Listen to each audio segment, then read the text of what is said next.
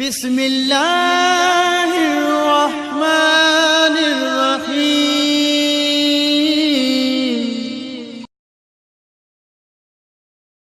أعوذ بالله من الشيطان الرجيم. بسم الله الرحمن الرحيم.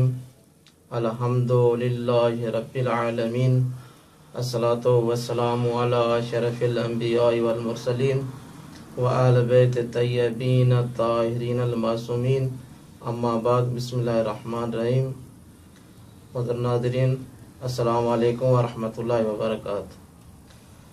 मोहतरम नाज़रीन, असां पंहिंजी गुफ़्तगू खे अॻिते वधाईंदे फ़िक़े जे बारे में 7 दर्स खणी तव्हांजी ख़िदमत में हाज़िर थिया आहियूं। अॼु जेका आहे तकलीफ़ जे मसइलनि जे बारे में गुफ़्तगू कंदासीं।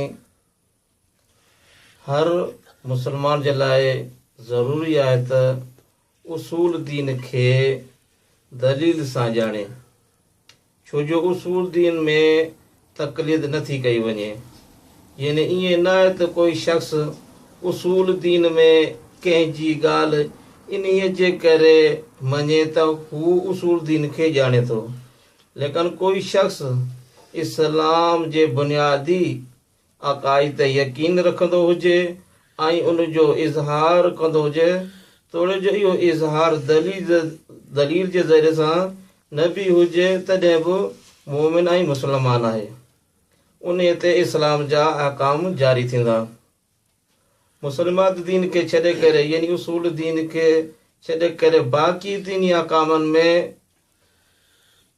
में ज़रूरी आहे त इंसान या त ख़ुदि मुजतहिद हुजे, यानी अहकाम खे दलील जे ज़रिए सां हासिल करे, या अगर मुजतहिद न आहे त कंहिं मुजतहिद जी तक़लीद करे। तक़लीद करणु ज़रूरी आहे। अगर मुजतहिद बि न आहे, अगर तक़लीद नथो करणु चाहे त ज़रूरी आहे त उहो इंसान एहतियात ते अमल करे। यानी एहतियात ते अमल करण जो मतिलबु छा, यानी एहतियात जे मुताबिक़ अहिड़े नमूने सां अमल खे अंजाम ॾिए ताकि उनखे यकीन थी वञे जेका मुंहिंजे शरी ज़िमेदारी मूं ते हुई मूं उनखे अदा करे छॾियो आहे। यानी एहतियात वारे जे लाइ ज़रूरी आहे त एहतियात जो मतिलबु इहो आहे त अहिड़े नमूने सां फेल खे अंजाम ॾिए ताकि उनखे यकीन थी वञे जेका शरी ज़िमेदारी हुई मुंहिंजे मथां उहा मूं पूरी करे छॾी।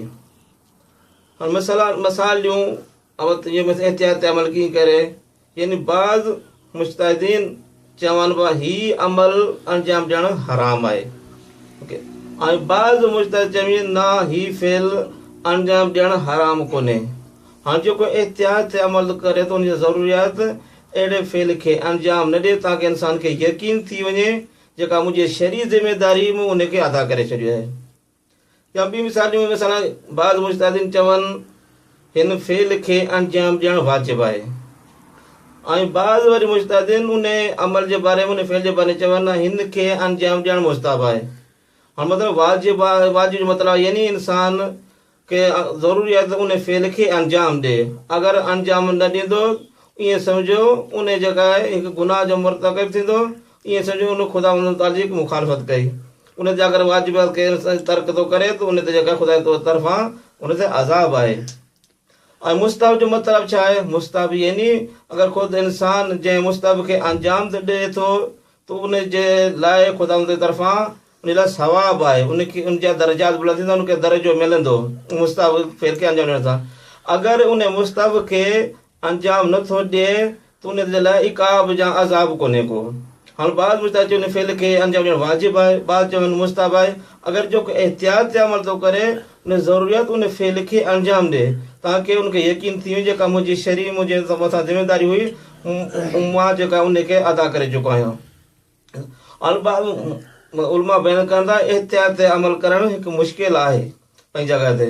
अगरि कोई शख़्स न मुजतहिद आहे न वरी एहतियात ते अमल करे सघे थो, उनजे लाइ ज़रूरी आहे कंहिं मुजतहिद आलिम जी तक़लीद करे। इंशाअल्लाह पंहिंजी गुफ़्तगू अॼु पंहिंजी पुॼाणी थो पहुची। इंशाअल्लाह वरी ॿिए दर्स में हाज़िर थींदासीं। वस्सलामु अलैकुम वरहमतुल्लाहि वबरकातुहू।